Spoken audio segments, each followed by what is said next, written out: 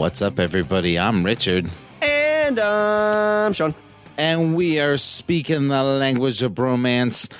And Shawn, today. To die. Since that episode where he said to die, that's all I think about now. When you're like, to die. We're in Australia, where there's giant rabbits that punch you in the knuckles.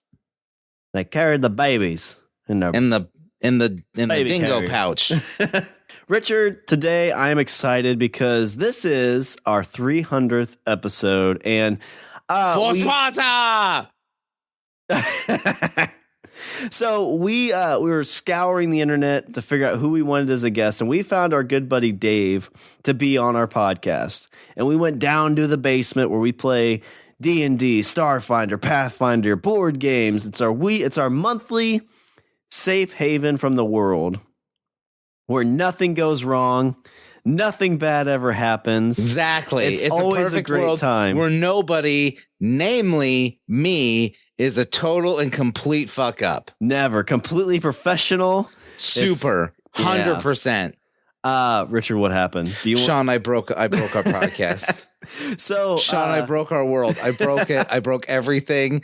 And I lived the rest of the day in shame. I don't think you made eye contact with me once. No, like you'd look away. I didn't. I was a cuck, and you were the alpha in that moment. I was the dirty beta male, and who just stared at the floor for 8 hours. It's like, yeah, it's my podcast, but you can have it. Yep. But so, long story short, what happened? We Richard and I record over the internet, so we kind of have our process all set up perfectly. Like we even talked like 5 episodes ago about how we haven't had any issues at all since we started this. Mm-hmm. But one time when one of your kids accidentally unplugged your recorder and we lost a little bit. And unfortunately, that same thing kind of happened today, except without the kid. No kid. It was my foot. Yeah. So we're sitting there, we're recording, we're about the 1 hour mark, and all of a sudden I see Richard's eye just go, uh-oh. Yeah. No joke. I looked at the time right before my recorder shut off, losing all of the time that I had. Shawn, it was at 59 minutes and 48 seconds. Yep, it was. And like you had that look on your face like you just pooped your pants. Oh. And you're like, it's okay. I lost it, but we can kick back up. I'm like, do you not have batteries in? You're like, I do. I'm like, well, did it turn off? Yeah, because the batteries are dead. That's exactly what happened. 100% that's what happened. It's okay. It'll save it, right? I'm like, no, that's not how these things work. And then I went into the bathroom, and Shawn heard a lone gunshot. But so there's a couple of things we screwed up in this too. I think I screwed up. About 15 minutes into the conversation, I turned my phone on to record as a backup, which I'm glad I did because I think that's probably what you'll see about after the 15-minute mark. It'll be that conversation on that recorder. Mm-hmm. So it'll still be a little rough, but it'll be better than the first few minutes. And the other thing, so like I said, we've got different mics, and I had 2 mics that were recording on one system and your mic recording on your own. And unfortunately, I think the mic I was using didn't pick up as well. So I think going in the future, I think we got a better way that we need to record or we've got that figured out. But bear with the first few minutes on this. I still have to edit it. I'm going to do some work. Hopefully I can get it to be bearable. But I think there's a lot of fun stuff we talked about, and especially after about the 10, 15 minute mark, it's going to get a lot better too. So I don't know. I had a fun time talking with Dave. I did too. And then I brought shame upon myself and my podcast and my family. Yeah. But like I said, if somebody listens to that, be like, you know what? I was going to give you a spot in the podcast castle, but I listened to that episode 300. So see, that's what drives me crazy. It's like 300. Like that's the one that you decide to be a fuck up on. That's the one. Yep, that's the one. Because not the end of the world. And I should have been better prepared. I should have had the phone in the middle recording. I know better than that, but it's all right. But again, I also kind of want to thank some people. So we threw some stuff out to say, hey, when you listen to or when you're ready for some calling you people out for listening to our show, let us know. We've got Shane, Jerry. They reached out to us. They did. I know. I know Shane. He messages a lot. and he's always very, very salty about not being mentioned. So here is officially your mention. Now fuck off, because he's got a good message. He says, "Hi guys, my name is Shane. Richard knows me as his gay lover." Whoa. My favorite episodes are the Broloweens, and my favorite draft is the Phobia draft. Also want you to know I am pooping while I type this. Haha, joke's on you. I'm pooping while I'm recording this. Yeah. Another longtime listener, Brian Tulp.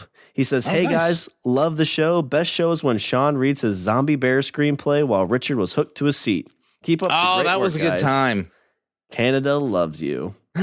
Canada. And I just kind of want to quick hit some people too that have been around for a bit. So Jason and Karen from Walking Dead Cast, John from Pod Bros. Yeah. Dave from Chicago, longtime listener. Yeah. John Dave's Morris. He's done some stuff forth with us. Dave, I feel the like nerd. this is like a "This Is Your Life" segment where like I hear names and I'm like, I know that name. Yeah. Turtle Power Pod. Those guys have been around with us for a bit. Yeah. One of our favorite guys ever, Matt Marr. Oh, yes, very much so. I was actually just talking to him last night. I saw that. Yeah. We need to get him on for the Wonder Woman episode. 100%. 100%. Guys over at Ectoplasm. We love you guys. Yeah. Will Wilkins. I don't know if he listens anymore, but got some love for him. Of course he does. Obviously, Rima. We got love for Rima. Homance All Chronicles. the love.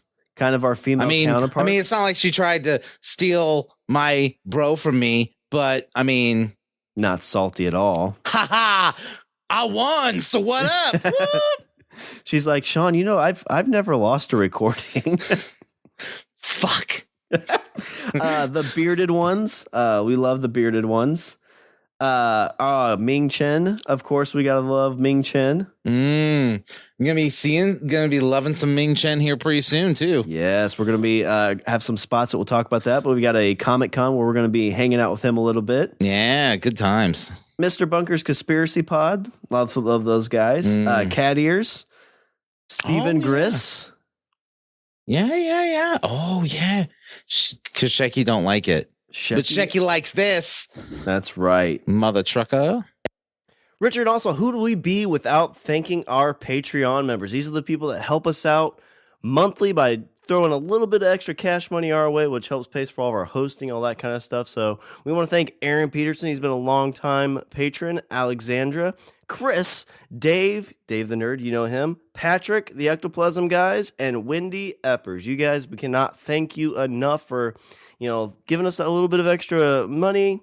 Helps pay for all the stuff on the show, so we really, really appreciate it.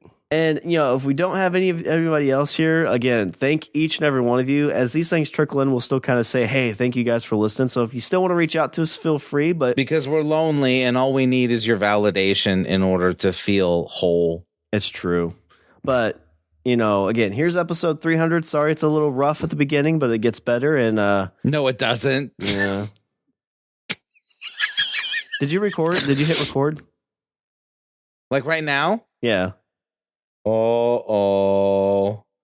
Damn it. What's up, everybody? I'm Richard. And I'm Shawn. And we are speaking the language of romance, and I'm sorry I cut you off, but this is weird because we're actually looking at each other. So I am anticipating a delay now. Now... See, you gotta wait till I make the joke before you see you're doing Oh, it. damn it. You gotta wait till I make a joke before you laugh at it. The dynamic is off. Yeah, Richard, we've recorded once here before. Really? Yeah, you and I came here as when you're I think you were coming back to your hometown, and so the internet stuff was spotty, and so the man that let us borrow this room is here today, spoiler alert, but wow, we actually got to record in this room once before. Where is he? I don't know. Well, so I think you are the best at giving an introduction, so you should introduce this man. Here we go. Okay, so a lot of people I've known, and there's some people that I've known for years. I've actually known him longer than you. Yeah. Doesn't happen a lot. But the dear friend of mine, I guess us. I mean, more me than you. But great friend of mine, known him since known him since I was a wee tyke. He was a teacher of mine for a while, and then the day I graduated, I started showing up at his house because he gave me a terrible grade, and all I wanted to do was punch him. I didn't give you a bad grade. And I You earned a bad grade. Oh. Damn it. Caught me. No, so this is so Shawn for some reason thought this would be a good idea to do a show because I think he feels like this is where our relationship solidified, or am I wrong? No, I really do. Yeah? Yeah? Because, I mean, there's lots of places you go, and a lot of people have game nights, like with friends, or they have parties that they do. This is a place that since I've been here, and I think even before then, everybody's been coming every single month for a long time. Well, not. How long has it People. been? I've done this off and on, well, let's say early 90s. Okay. You know. But, yeah, you invited me down here. The first time we played all together was at your house for your birthday. And then you said, hey, we do this in a basement. You should come. And so I showed up. We were playing Star Wars. And, you know, when you think of, like, places that I would say are kind of not emotional, but, like, places that you kind of go to as, like, safe places, like places you like to go to be, this is definitely one of them. It really is, because nothing really matters when you come here for a whole day. And the man that we're bringing on is the man that hosts us every month to play D&D, Starfinder, Pathfinder, any kind of games. And that's one Dave. Thanks.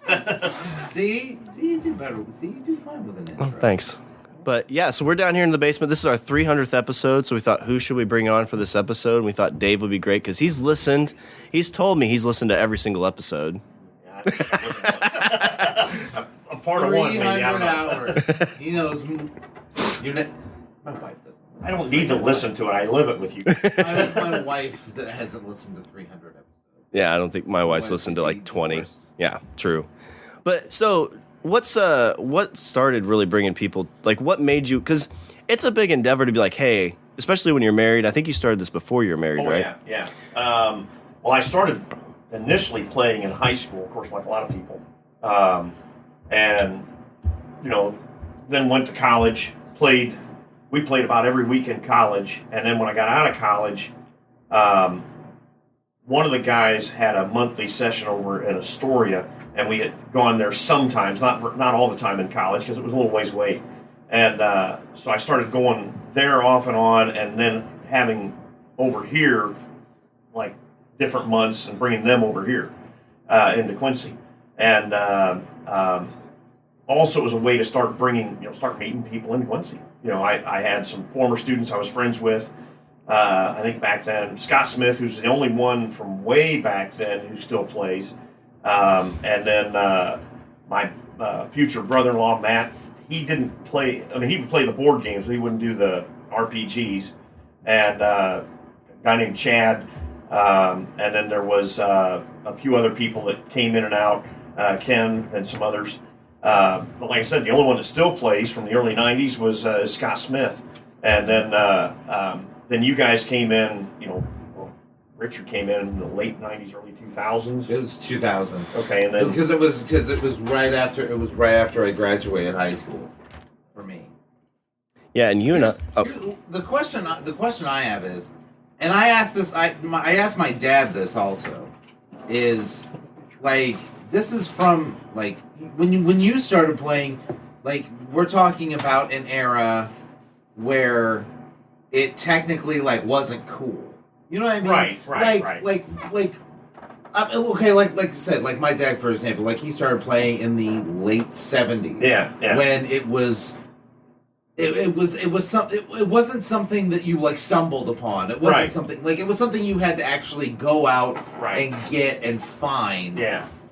And I started it a little bit after that, in the very early 80s, you know, like 82 or something like that. I don't know, so you said you started, so in the 80s, so like I'm setting the stage there. Like you're in high school, it's the 80s. Yeah. This is when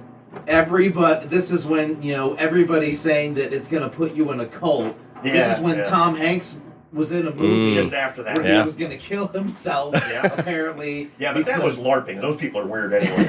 those people are weird. That's true. That's a true story. LARPers are. I've seen some shit. Well, you've LARPed. Tell you. Did you ever LARP with Richard, or was that? No, that was me going on my own to the gaming guild. You're like, guys, I'm going on an adventure. Yeah. LARPs are. Yeah. Started playing Vampire. Woo. Yeah, I've heard your vampire story. Woo. It's not as weird as I thought. Because, like, you were like, I've seen some shit. I'm like, oh, my God, you go there and, like, some chick grabbed a guy and, like, cut his dick off. You're like, no, not quite like that. Yeah, no. I mean, I wouldn't say cut so much as, like... Sawed. Yeah. Slowly. Kind of oddly. Oh, okay. So it was sensual at first. Right. So I guess my question there is, like, how did you find this in a time when it wasn't easy to find? Let's see. I had a friend whose older brother played. Okay. You know, and he wanted to start a group over Christmas break once, and so we started playing. One of the other guys' friend or older brother wanted to play, and a guy that had played with him a long time was there. My friend Joe, it was his brother Steve that was running the game, and Mike had played in groups with Steve for a long time. And then their sister Karen and, like I said, Joe, we all started playing. Joe didn't like it, and he didn't play. Mike played a paladin. I played a ranger. The sister played a thief. And then Steve was running the game. Wait, you actually didn't play a paladin? Right. My first character was a ranger because they got more hit points. Because in AD&D, which is what we started out with, although Mike wanted to play Dungeons and Dragons, the older version, which by then was already the box set, basic and immortal and all that. Yeah.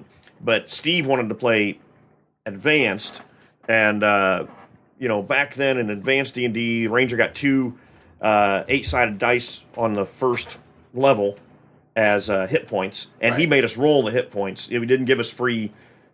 Max out on first level. No, so I wanted more hit points, and then Mike played a paladin, which Steve didn't like because Mike was a very chaotic person. Usually when they played, he'd play chaotic evil, and they would rape and pillage villages and stuff. And so Steve was constantly having to keep an eye on Mike, he said.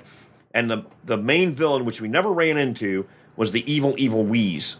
Steve came up with it off the top of his head real quick. He hadn't thought through, who the villain was, and the evil Wheeze. Yeah, and the dungeon though was pretty neat. When you walked into the dungeon, there was a tunnel, a cave-like tunnel and whatever.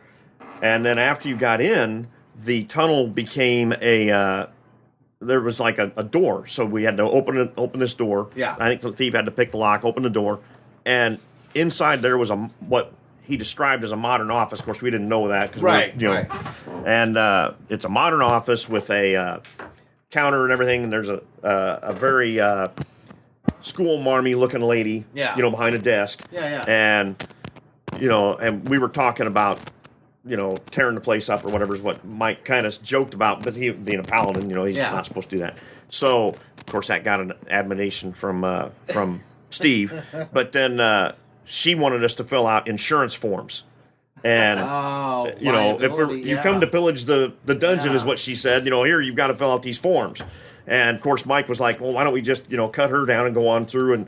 And then she throws a small fireball across the room because she was a high level wizard, and we were first level characters, so that was okay. Fill out the forms, and he actually gave us forms, and then we went in to the dungeon, and there was this machine. We didn't know what it was, tall, rectangular thing, and red and whatever. And Mike hit it with his sword because it made a noise, and out came these little cylinders spinning and hissing on all what it was a Coke machine. Oh, that's awesome. And then we went after the dungeon, and then there was elevators, but they weren't elevators. They were tubes that had air currents, and if you went into it, you could go up or down, and there was no floor, no anything. It just sucked you to the next level.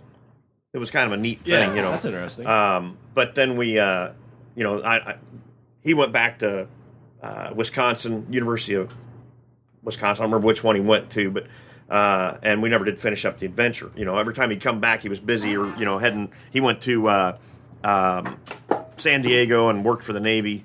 I haven't talked to him in years, but he was a computer science major and wound up 6 months before he could do his job. I do know this. And then a week after he could do his job, he handed his boss a stack of the old green and white printout type paper. Oh, the old dot matrix. Yeah, and it was like 2 foot tall almost. It was the program that had been working on to test Aegis systems on the newer destroyers in the 80s, And he hands it to his boss and he says, everything you guys have done so far is wrong. Oh, wow. And he got a huge bonus. He was a real smart guy, and because he was right, but that takes some balls to walk into your boss a week after you can actually do your job and say, I've looked over all this code and it's wrong. Was he like, this is Operation Wheeze? Yeah, he should have been. but that was my first, experience with it. And then Mike would run a few things, but he always played D&D. He didn't want to do advanced. And then Mike would go with us to Astoria some and play when I was in college. But the college group I was with was pretty much different. There were a lot of people in the group. There was Lori Ross, who was a direct descendant of Betsy Ross. Her dad was, as far as I know, the last male Ross. Oh, really? Direct descendant of Betsy Ross. He was from Galesburg. Her boyfriend, Jim, that she called Worm, because there was another guy in the group named Jim, but I don't know why she called him Worm. But I know they got married for a while. I don't know if they're still married. I always heard that the sewing the flag story was bullshit. I don't know. As far as I know, she developed the flag. Washington went to her because her husband was in the Navy for the Revolutionary side, for the American side, and he was killed. And they had started, or she had started the business, the seamstress business, either after he went to the Navy or at some point. Right. So she was a early business person, had her own business and whatever. Single mother. And then she married another guy, and he was killed in the Revolutionary War also. I mean, they were both killed by the British. And then, and like I said, she raised the rest of her kids without having a husband at that point. Huh. Had her own business, which at a time, you didn't have that happen. I mean, women didn't do that. So she was very, so she was in the group, Jim, Worm, and then Jim from over in Astoria, Daryl's the only one I still have any kind of contact with. And it's more exchange memes on Facebook than anything. That's about it. There was a kid named Rodney. A bunch of us. The DM was a lady named Gretchen, and she was this kind of short, fat, trollish kind of girl who thought she was good looking and actually stole the husband. He was Brian. He was married, and she actually started sleeping with him. Kind of tore the group apart. It was terrible. It was. I don't know what Brian saw in her. Is that what made her ugly, or was she? No, she was already ugly. Okay. No, she was. But and she was weird. Apparently not ugly enough. And she did something that I have never seen any other DM do without telling this guy anything about it. The guy was playing two characters because nobody wants to play a cleric, so he had a cleric. Nobody wants to play the cleric. You're right. Nobody. So he had two characters. One was a cleric. One was the main character. And the cleric was a woman, and they were brother sister, I think. And she actually had the villain rape the other character. Oh, Jesus! Yeah. And all of us characters were in this bar trying to get up to him. She made the stairs break and all kinds of stuff. And I got there. I mean, he had to take his armor off to do this. And I got into the room, and he was already putting his armor back on. It was like 30 seconds or something, and I didn't even bother. Here I am playing a paladin. I didn't bother doing anything. Just let him walk out because I was so pissed. Wow. And that basically ended our group. Wow. I mean, we played once or twice after that, but it basically ended our group. See. So as a closing, I'm not wrapping it up, but I will say that mental note for later. Closing thought is.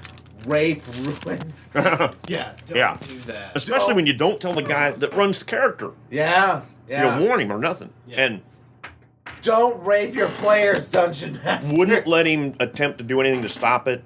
Nothing. Be that figuratively or quite literally. He didn't get any kind of combat. Nothing to try to stop it. How do you bring that combat? You guys okay with rape? Yeah. So, I mean, what's your opinion? It should have been a non-player character that we had been introduced to, kind of, had some kind of whatever. Did they make it kind of graphic too? Or? No, okay. No. I mean, it was just boom. Oh yeah, it's already over. What do you mean it's already over? I mean, yeah. Now it's time for the cuddles. Yeah, and she was mad at me because I didn't do anything to him when he was walking out. I'm like, yeah. What the hell? Well, did you even know? Would you have known as the player? No. she said what was happening. Oh, You're like, okay. do anything. It was 30 seconds. Yeah. Hasn't he done enough? Yeah. So. Or not enough. True.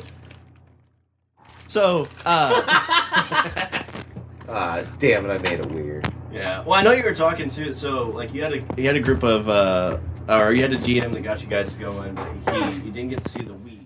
Yeah. So you're definitely in a situation where the character could, or the game kind of stopped, right? Like you got to a certain level and stopped. I think with us, since I've been here since 2005, we Done have that a lot. yeah, we've maybe finished one campaign. See, and that's partly why I keep the same character name. Because it's switches. I've never finished him. You know? No, I think once. I was gonna say I helped. Where we got to epic level. Yeah. And I had him. He was a paladin, 20th level paladin, and then I don't remember how many That you levels started of with prestige that class. one. Went from level 1 all the way to. And- I think we finished at like 25 or 25 or 28, Yeah, somewhere in that range. somewhere. And he was, whatever, however many levels of epic, he was a prestige class. He was a gladiator, so he was a paladin gladiator, I Yeah. think, Yeah. or samurai. Samurai. Yeah, that's right. So he was. Because you usually your go-to is always the Cavalier Paladin. Yeah, well, in advanced D&D, because they, when they brought in the Unearthed Arcana book, Yeah. the only way to play a paladin still was to play a cavalier. Yeah. And I didn't like the Cavalier Paladin as much, but there were some things about it that I liked. Right. So I went ahead and played it. And then sometimes I would just play the straight second edition Paladin. Yeah. Your vanilla Paladin. Well, and the main reason for playing a Paladin, there were two reasons for playing a Paladin. One, it prevented the group from having evil characters in it. Because I was always, you want to go and save the village or do whatever, instead of rape and pillage. It's true. He was like a mother. Yeah, and Hey, then the other thing was now because nobody wants to play the cleric. I didn't want to play a cleric, but I wanted to be able to go up and hit people, and survive it. So you needed some healing, so I could heal myself, or others if they were really bad off. But I could prevent somebody from dying, and that's about it. Until you get to real high levels, at epic level, heck, at 20th level, I could heal myself. I could run a battle and run double or triple my hit points basically because all the healing. Lay hands got stupid. Oh man, yeah, because a couple of points per level and then charisma bonus and whatever else on that, and you wind up a couple 100 hit points. So I know the Star Wars was my first campaign we played, and we finished that. I think did we get to level 20 or did we get to, where'd that finish off at? 18. 18. Because some of us in this room. It did go to 20. Okay. But We started higher. you started higher. Well, Not real high, but if I remember, so I had run a couple adventures before I started that campaign. So you guys were coming into the campaign already. You had played it, but you came into the campaign at like Oh yeah, because you started with a different 3 or 4. You started with a different book, right? Like a different version of it, and then because when I came in and converted everything because the first we went to core.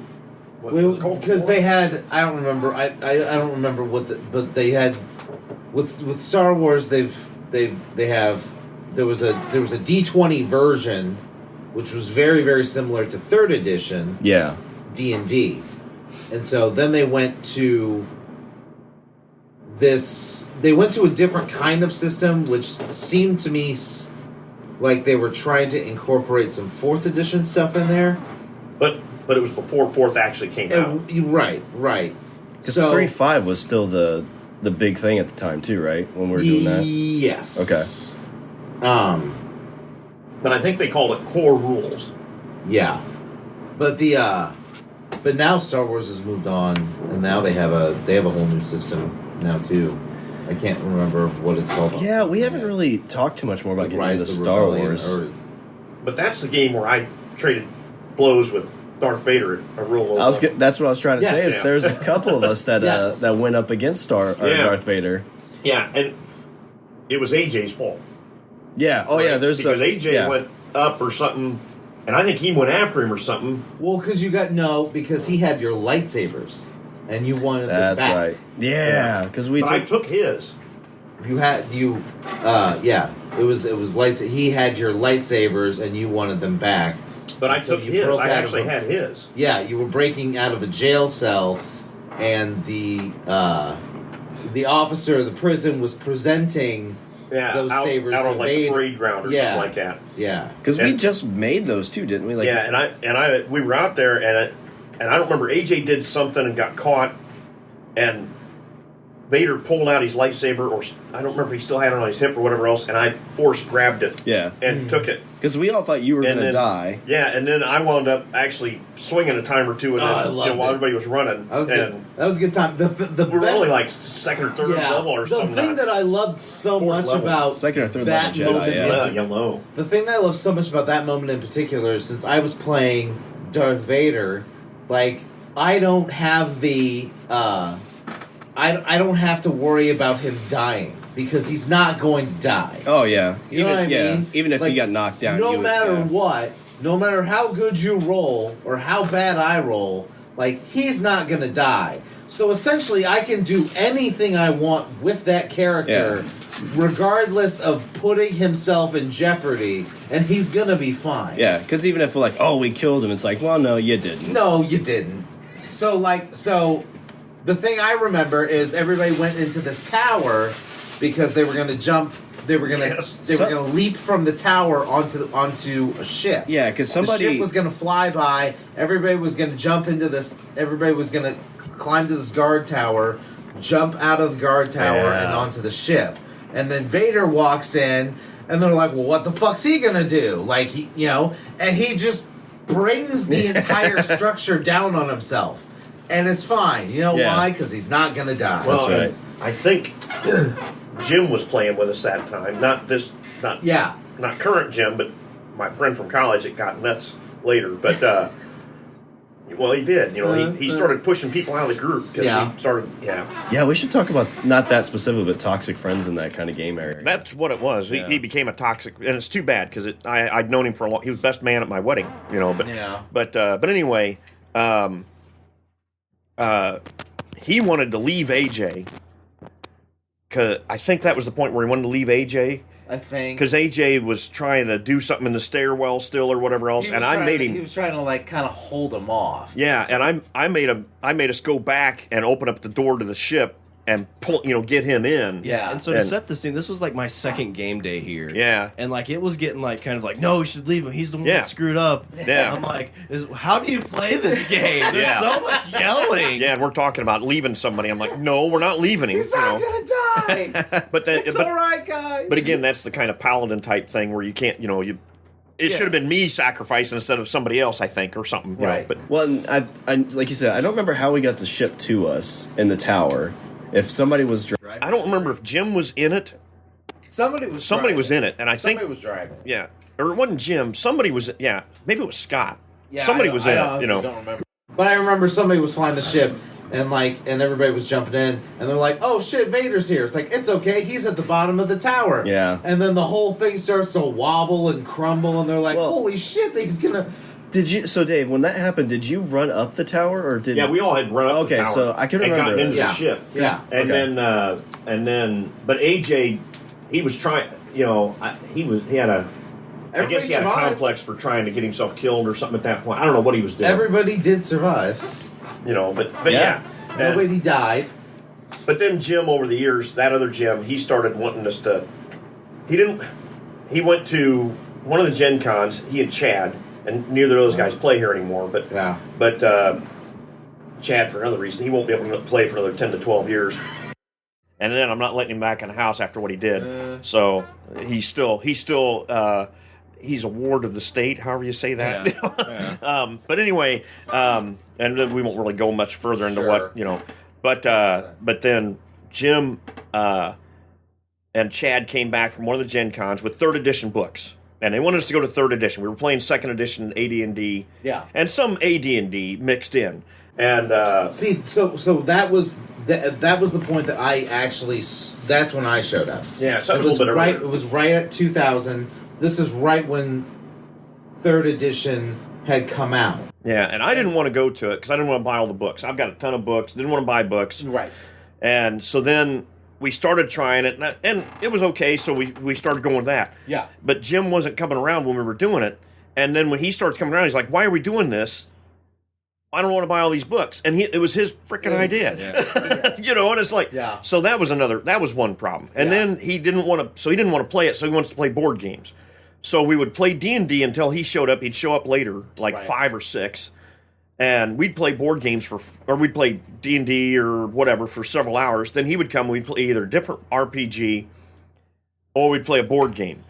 And then he would complain about this and that, and he was a sore loser. Yeah. You know, if like I DM'd, I didn't DM, I haven't DM'd a lot because I don't like DMing. I don't think I'm that good at it. I'm more of a book reader. First time I came over, that was the only time you've ever run a game that you can run. Well, see, I've run Ravenloft, and I've run Star Hero, and I did run a little bit of Heroes. Well, like I said, since I've been here, you've never ran anything. Yeah, so it's been 15 years. But I'm lucky.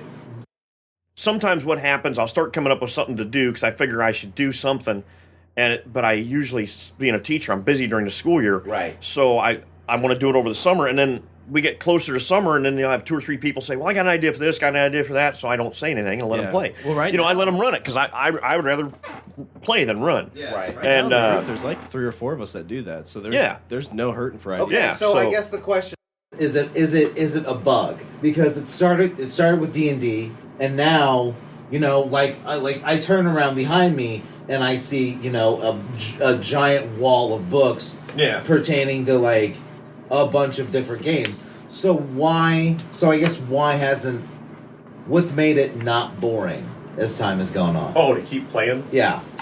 Is it more the people that you're playing with? I think that's more it. So, you know, it's because ultimately, you know, we're like that meme you sent the other day, where it was, you know, or was it you? It was Bob.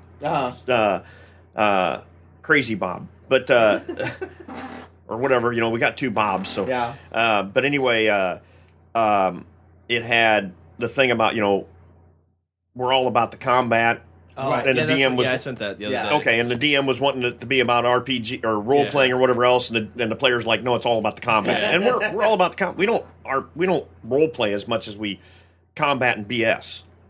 Yeah, you know. I've always said so. It's the equivalent of going out and getting a beer. Or poker night. You know, where you're sitting around.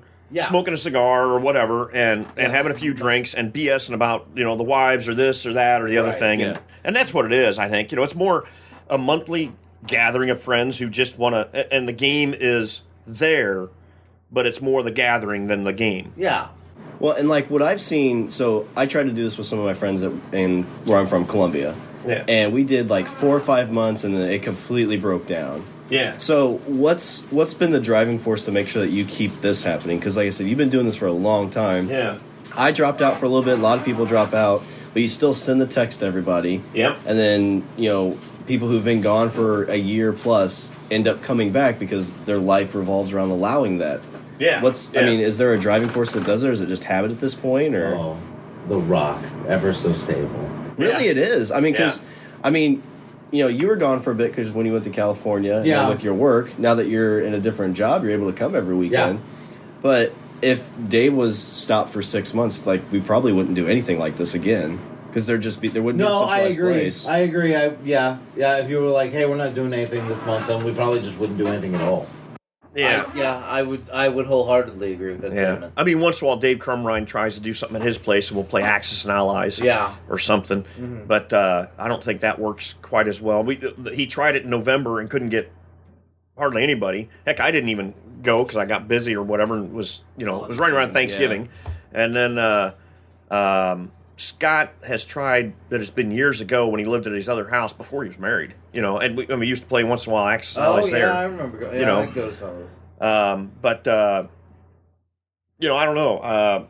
I guess it's just because I consistently ask, and people like me, I guess, and they come over, you know, and play. Also, we don't get the added benefit of staring at a giant screen that has bare breasts on them occasionally. Oh, so I will say so I always compare D&D, like, because whenever, like, when I started doing it, it was still kind of like, wait, like, isn't that something nerds do in a back alley? And like, then I say yes. Yeah, and like they murder each other. You're in, right?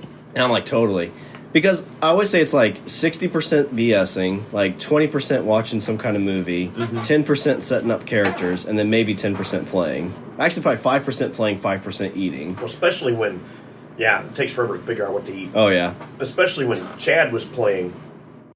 Chad would run a game, and he would want to set up. He'd come up with an idea for whatever werewolf or vampire or werewolf, vampire, or D&D. all flesh must be. Yeah, all flesh. He'd come up with some game. Let's play this. He'd have a thing set up. You'd set up characters.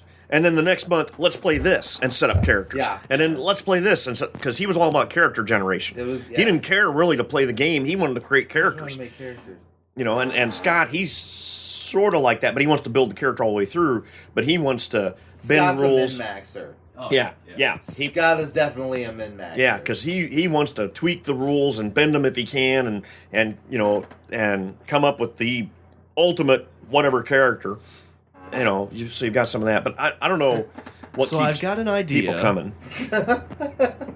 Yeah. And will this work? I think this is the way the rule reads. Isn't this what the rule means? It says this, so that means this, right? Right? Yeah. Of course it does. You just said the opposite thing. And that's what I always liked about So our instant death. what I always like about our group too is we can mess around with that. It's like, does the rule say that? I mean, maybe, kinda, but it sounds cool, so let's do it. You feel like it's not as regimented. No, yeah, because I mean, if you came down here and we're like, no, you got to build it exactly to this T, and you have to play this kind of character. No rules. You're playing wrong. Then it's what was that thing Will Wheaton always said? Like, don't like about rules lawyers. I think it was just like, don't be a dick. Yeah. Oh yeah. And you have to call everybody by their character name, and you have to do what we don't do that. No. Yeah, we don't. I mean, we did a little role playing with Star Wars, but I felt like that kind of fit. But yeah, we aren't real good I'm just not real good about the role playing side of it, I guess. Well, and I think if you did like a weekly 2-hour thing, maybe you could do that. But I mean, like you said, we get together once a month for about 12 hours. Yeah. And so a lot of it's catching up and talking, and right. And the game's kind of just there to fill some time. Yeah, and that was one problem with like when Jim from Astoria would DM like Hero. He was a big that's a point system game, and that's really a pain to set up characters, and but you can do anything you want to set up. You can take pluses and minuses and create anything you want, and so it's the most versatile, but it's one of the more difficult, like GURPS, games to set up, and but he would give you points, instead of getting levels, you just gain points, and then you could buy more, better characteristics, better weapons, better whatever using the points, and he would give you points as if you'd played a couple-hour session once a week. Oh, yeah. So you'd get 1 or 2, 3 points, but we were playing 6 or 8 hours. Yeah. Oh, that irked people, too. It was...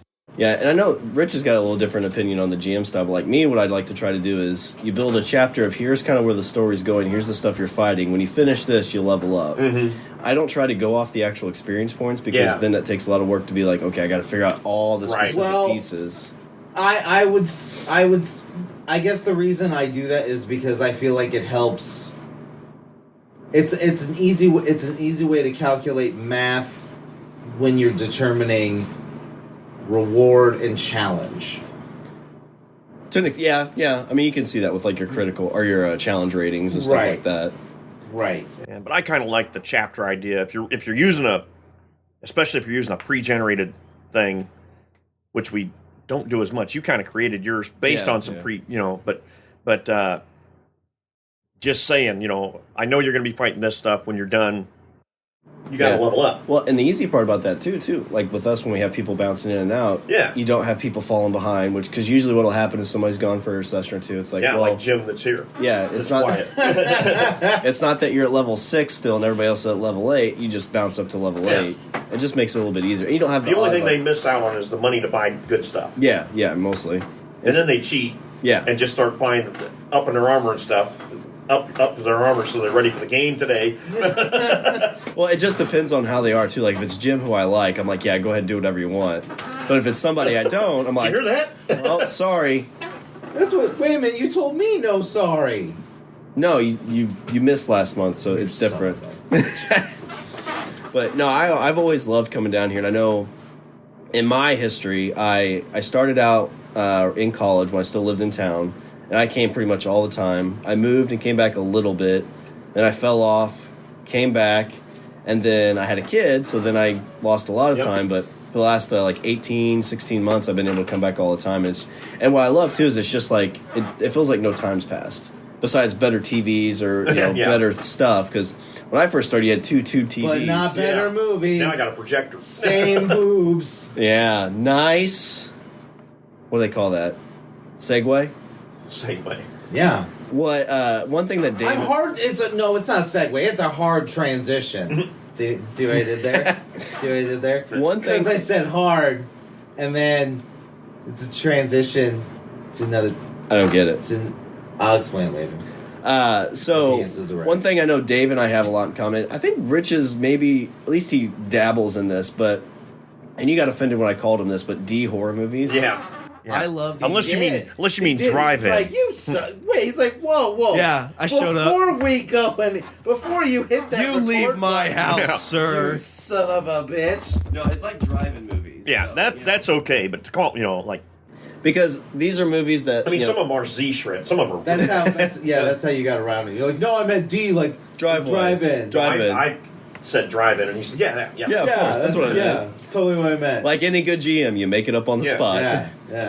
Yeah, well, I agree with Joe Bob Briggs, who used to do a show on, I don't know, the Movie Channel or something, and he used to do a review of movies. I think you can still get it on the internet. I think he still does some of them, but he may not use the Joe Bob Briggs name anymore, because that was just a stage name thing. But didn't he do Up All Night on USA for a minute? No, but it did kind of compete with it. Okay. Because he would do the drive-in theater. Okay. But I think it was on one of the pay channels instead of like Rhonda, whatever her name was, on Up All Night. Yeah. But his thing was the drive-in would never die. That's how he would end his show. The drive-in will never die, and he would rate movies by bullets, blood, and boobs. Yeah, the more of each, the if a woman showed one side, that was a half, or I think it was. I don't remember if he counted it as half. I think, and then if they showed full, both sides, it was one or something. So he counted it like 2.5 or 3 or whatever. You'd know. Okay, well, somebody did get a full frontal. Did he want to add a fourth B in there for balls? That negative? Nope, he never did any of that. Well, he should have. Because the movies we see now, sometimes you'll get a ball shot here or there. Right now, I'm watching a movie, and I guarantee that all of these. That's 4 actresses right now. I guarantee all of these women have been in porn. In adult entertainment, maybe, I don't know. Guaranteed. Or they have an OnlyFans page at least. they all have a pay Snapchat. Yeah. When the government found out about that, lots of people are pissed. But yeah, I always love these movies too because, first off, it sparks my creative thinking because these are independent movies. Oh yeah, some of them are. Yeah. Like Space Base from Outer Space. Like no movie company is going to make that movie, right? Somebody came up with that idea. And it's like, guess what? We're going to have these space babes crash. You're watching it, so somebody said yes. And you know what? I tried to sit down with my wife to watch it, and guess how much of it we watched? How much? About 5 minutes. She's like, this is horrible. But Ellie Church is awesome. She is awesome. She's got some... She's kind of...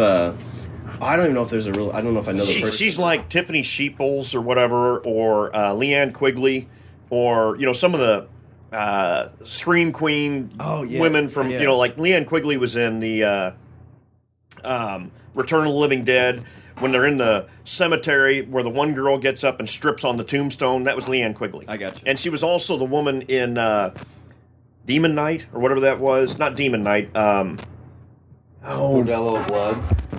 No, not the Demon Knight movies, but Night of the Demons.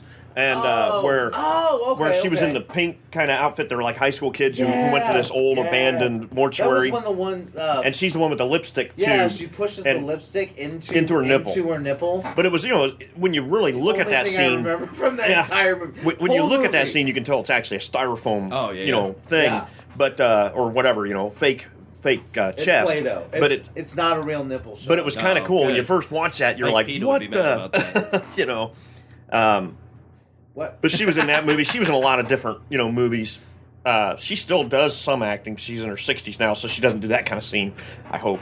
But she pushes the lipstick into her kneecap. Yeah, she's just got to go a little bit lower. Yeah. Well, she was pretty slender, and she still is. So yeah, I don't know how much lower there's not much there. Well, but they start to drip after a while. Even there, yeah, even the little ones. But you say drip? Yeah. You mean Droop? Droop. Well, in her case, it'd be more Drip because they were little. Yeah. What other movies she was in, but she was good, but Yeah, well, I love these, and like you said, you find like the weirdest movies too. yeah, and they're good or movies. They find me. Yeah, that's fine. And you flip them up, we watch a little bit of it, and the best ones are like people like eyes go to it for like the first 5 minutes, and everybody goes, "What the hell?" Yeah. And then you start watching it for a little while, and like, Yeah, you get. is that a sucked in. giant walking? You're like, why is there a girl taking her panties off, and then there's there's clowns running but around. also it's like, why is that? That looks like a giant turd walking around talking, in that space base from outer space where it was the giant weird. They were well, what was that? They were because Space Base from Outer Space. If you haven't seen it, you need to. The women, they're women from a planet that turned all the men into like some kind of like poop or like just some kind of like weird. pig. Yeah, the men de-evolved or something. Yeah. And the women went away, and then the men chased them and eat them or something. It's weird. Something like that, It's really strange. And so they crash land, and I think I can't remember, was it sex that powered their ship or something? Yes, like that? yeah, sexual energy. Yeah, so they're going around getting all this sexual energy, and and at a strip club, those men from their planets are like pooper in there, and like you're watching, you're like, oh my god, they're gonna like explode, like, and they did, and they did. It was great. It's exactly what they did. Yeah, I kept telling Tiff, like, no, you gotta wait till the strip club part. And she's like, no, turn this off, go to bed. I'm like, oh, okay, I'm gonna still watch it. And for a movie with a title like that, there was almost no nudity. No, it was or anything. pretty It clean, wasn't that bad a movie. Yeah. You guys make it sound like it's all No, no. I agree. Really, it's usually just it. I would. It's say more like a drive-in theater thing where you would see one scene where some girl and then okay, she's going to die. Oh, exactly. And that's it. Just quick, little snippets or whatever. It's basically like it's a lot like Friday the 13th. It's just every single variant you can think of off of that kind of slasher. Well, so that's a good thing to think about. So you think today, let's say Friday the 13th never was created. Do you think today Friday the 13th would be one of these movies? Yes. It's like a direct-to-video. The original one? Yeah. Yes, 100%. Nightmare on Elm Street would probably be the same way. Yeah, same thing with, because you look at the special effects and stuff, and same thing with Halloween. The original Halloween really isn't that great. It was an independent anyway, right? Like, didn't he make that himself? That one I don't know. I thought that came out with a regular studio, but the concept with Halloween was the next year it was going to be a completely different topic. It'd be Halloween 2, and it wouldn't include, the same characters. What they did with Halloween 3. Well, I mean... Yes, and Halloween 3 did not do well in the theaters because it didn't include, the Myerses and all that stuff. Yeah. So, people weren't... But if you look at that movie on its own, it's really not as bad as its reputation. That's what I've heard. I've never seen it's it's because it's lumped in. If it's got a Halloween title, people look at it and go, "This isn't," they hate on it. But if you just watch it, you don't realize it's Halloween 3. I can't remember the name of the guy that played the cop. He was also in a lot of movies. He was really he's really a good actor. But he wasn't a cop. He was a reporter or something, trying to figure out where the masks and what was going on. They did try to do a tie-in with Michael Myers, but it was a real loose and bad tie-in, and probably something they did after the effect. Yeah, and then he was in a movie where there were like these slugs that were killing people in a sorority. And like the precursor to Slither. Yeah, it was from the 80s or whatever else. And I would say most of the horror movies you see in the 80s probably today would be in that category. Well, I would, and I'm take out the fact that, of course, special effects and stuff like special effects and have obviously gotten better and things like that. But I would say just on a plot level, you look at your more popular horror movies today, I would say that they're much, much more cerebral and like in your head, like try to get in your headspace rather than over gore you or Yeah, but they used to do that in the 50s, 60s, 70s. Yeah. And then because the everybody saw slasher the Twilight Zone and they were like, oh, you could do a whole movie like this. And then the slasher movies hit in the 70s and 80s.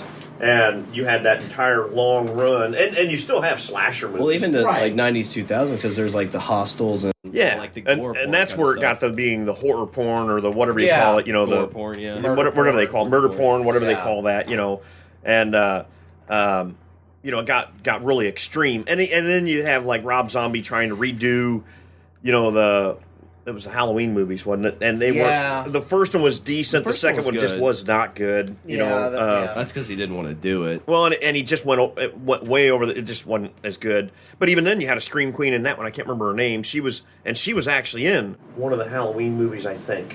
Oh, the little girl from the first one. Yeah, she was in the new ones. Yeah, and she ends up getting murdered by Michael Myers. Yeah, yeah. But like, I mean, you look at like. I'm trying to think, like Us, or Get Out. Or, the Peel's kind of bringing back more of the Twilight Zone stuff. Yes, right. I would say the mainstream horror movies is really like the possession and kind of exorcism type stuff, or like the Annabelles. Yeah. Well, I guess Annabelle's possession. Where it's it's all jump scary. It's PG-13. It's like it's trying to make it so kids that are between 13 and 18 want to go because it's a scary movie. The R.L. Steins of the world. It would probably be. It was rated R. Yeah, but although it was okay, but but I would say that it was trying to kind of follow that jump scary. Yeah, I'd agree. Yeah, because there was a little bit of gore. Like they try to probably walk that line between the gore and the other stuff, but. So, I mean, of the drive-in horror movies, Zombie Ones is one that I know you and I both really like. Is that your main go-to? Like, if you're seeing a list of movies, you have to pick one of them to show. You've got like a zombie, you've got like this one like that's on right now, this clown killer family. Yeah, and I put the clown ones up in hopes that AJ will show up because he hates clowns, and he hadn't been for a while, but then zombie movies, because I think one of the first. I mean, of course, when I was growing up, the horror movies were the old Universal horror movies, and then you had the Pit and the Pendulum things, the Poe movies from the '60s that you'd see, played when I was a little kid, and then but some of the first movies that I watched where I was just going out as more a teenager, young adult, would have been like the Reanimators, the Dawn of the Dead, Day of the Dead, those kinds of things. The Hammer films. The Hammer films were, things like that. Those were being replayed a lot. But, if I went to a theater and tried to watch a movie, it would have been more the Reanimator, Dawn of the Dead, Day of the Dead types. And not the Dawn of the Dead from 2004, but the, like Dawn of the Dead from the 70s. Yeah, the original, and the Day of the Dead from 79 or 80 or 81, whatever it was, and stuff like that. I really liked the Reanimator movies, though. Reanimator and Reanimator 2, and they were based H.P. Lovecraft with Jeffrey Combs. The Lovecraftian movies. Yeah, those are real good. But zombie movies. I watch a lot of zombie movies. I think they're starting to get really overdone with the Walking Dead and whatever else now. I'm not certain. I kind of prefer the slow zombies over the fast, but I'm in the same boat. What I like about zombie movies, though, is you can put any kind of genre movie in that universe, and it's just kind of the crutch of the movie. But it is starting to get overdone on that. Yeah. Because it kind of hit a peak and then dropped off, and I don't know if it's still kind of resurging. Or because it's post-apocalyptic and everybody's worried about the end of the world, all the time and whatever, Yeah. It all fits into the dystopian. Yeah. And I don't even mind the ones that I kind of like the ones where it's not necessarily a zombie but infected people that like 28 days later or 28 weeks later. A movie with the guy who played in Star Trek. He was in Wonder Woman too. What's his name? Chris Pine.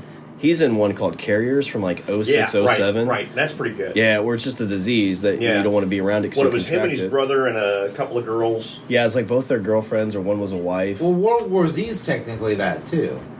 That was infected people. Yeah, kind of. Yeah, but not the book. No, you're right. The book was a zombie book, and it was Slow Shamblers. Agreed. And the book actually, I think, was a lot better. But the book was written up in segments where it was just short story, kind of all put together. The book was a compendium of short stories, and I've heard. Oh, what else have you heard about this book, Richard? He gets mad. This is where he gives me shit. Yeah. Because I actually read a book. Instead of just going by the movie. No, I'm like halfway through the book. I'm just listening to it on an audio because it is actually done as an audiobook. Amazing. Nathan Fillion's in there. Yeah.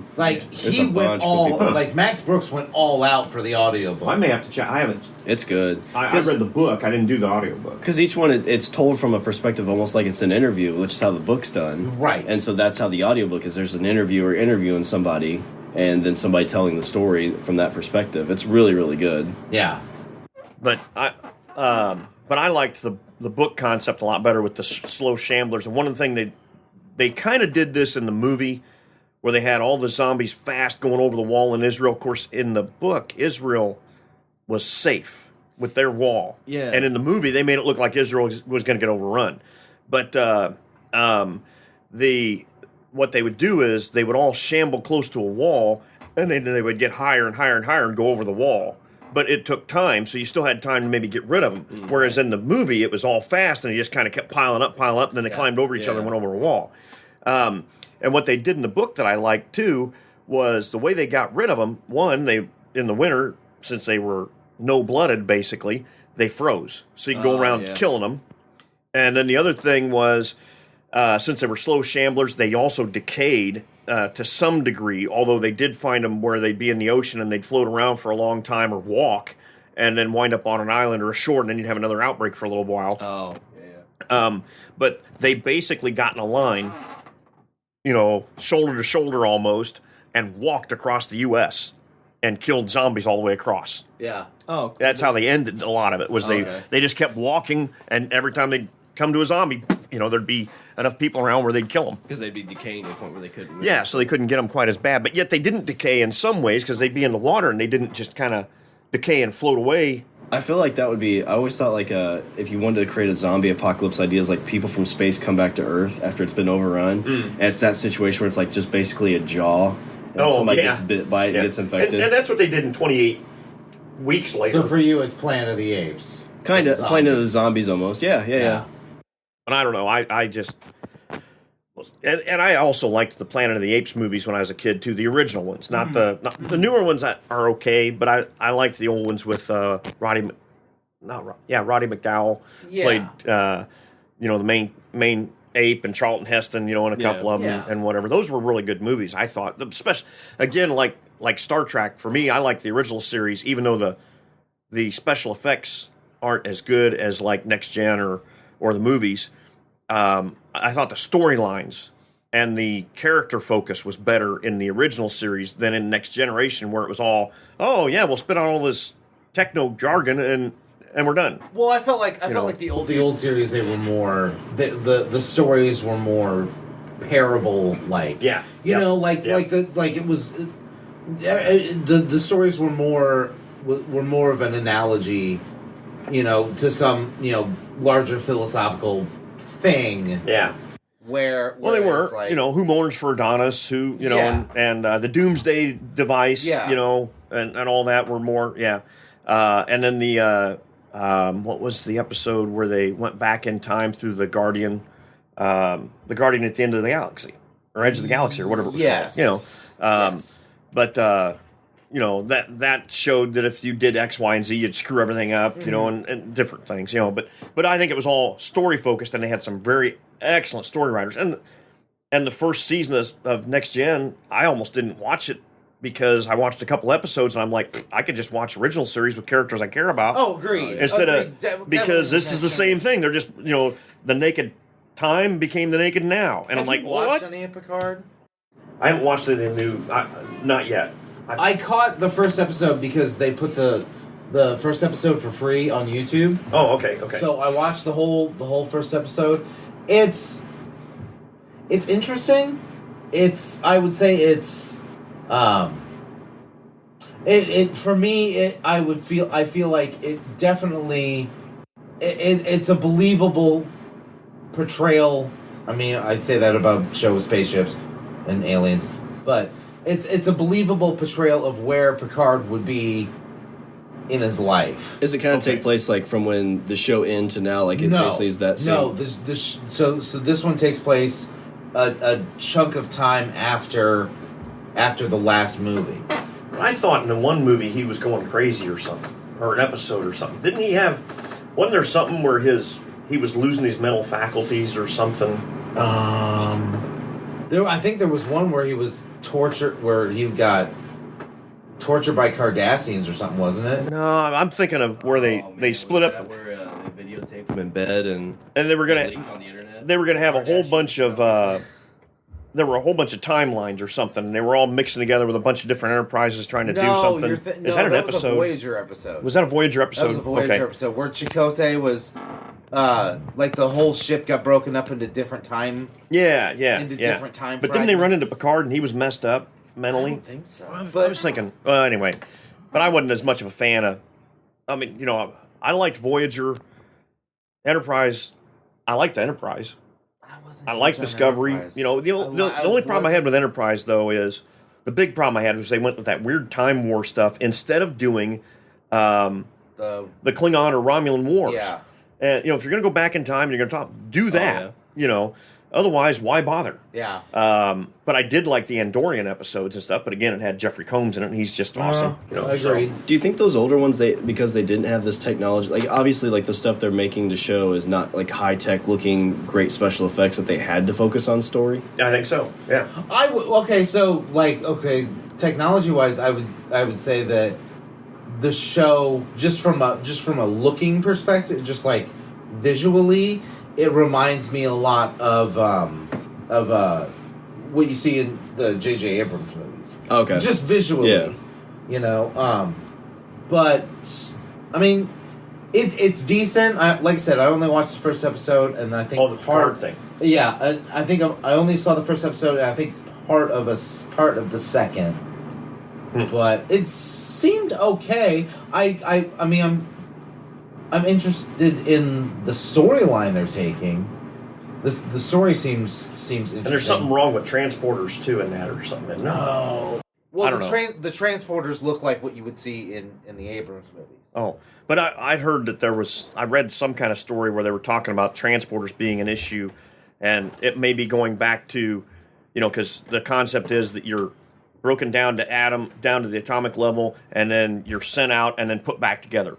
And then in one episode of Next Generation, they threw that out because they had two different Rikers, and because one had got bounced back and one got to the ship or whatever. And then years later, they go back to that base because they realize there's somebody there and it's Riker, but it's young Riker, and it was a mess. And so then that makes it, okay, you're killed, and then you're reconstituted as a clone, basically. So every time you're beamed, you're dead. Oh, I got you. I always wondered that with cloning. Well, that would work. but they always said that that's not the case. But then they have episodes where it seems like that could be the case. Kirk getting split in half. And whatever. But I don't know. I'd heard that there might be something with this Picard show, but I haven't watched it yet. Well, we'll say this: the first horror movies I ever watched, I was at the YMCA when I was like 6 or 8 years old. This is a great story. Yeah. And they were playing the old black and white Universal horror movies, Frankenstein, Dracula, Frankenstein meets the Wolfman, and all those kinds of things.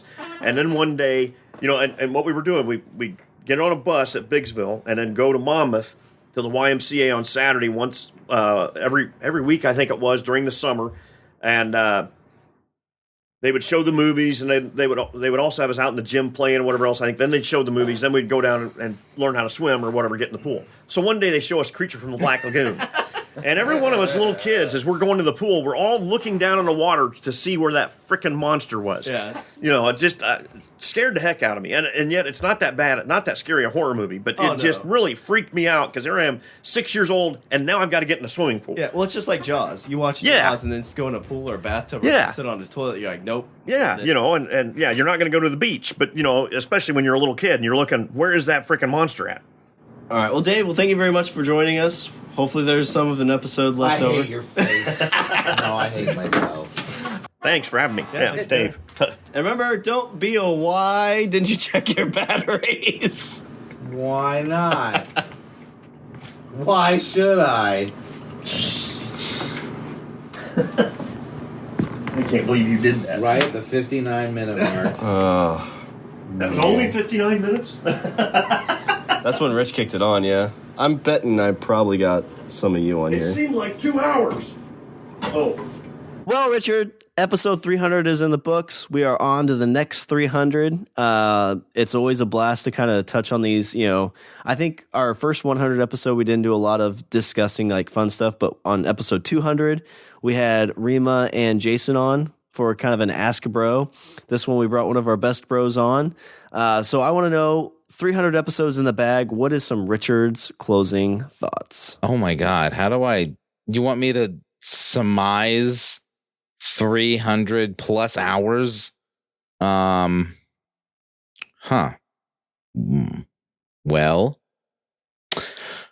we've laughed.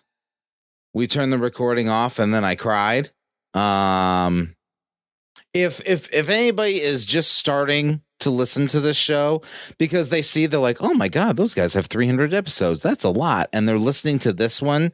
I'm going to tell you right now, do not listen to the first third. I would probably say 15 or 20. Yeah, you're probably right. I was trying to be nice to myself. I go back every now and then. I still think it's maybe episode 60-ish when I start hitting my stride. You sound the same. You're still witty and awesome. Me, I'm like, oh, don't do that. Oh no. Instant recoil. But yeah, 300 episodes of awesome times, and it's always a pleasure, and it's always your fault. My joy that I get from this is because of you. Oh, 100%. Stop it. No, seriously. And I'm sure I know that I've said this countless times before, but this entire enterprise is on your shoulders. Because if I'm around, I kick cords out of record. I accidentally shut things off. If I was the person in charge of this, it would be a complete and utter shit show.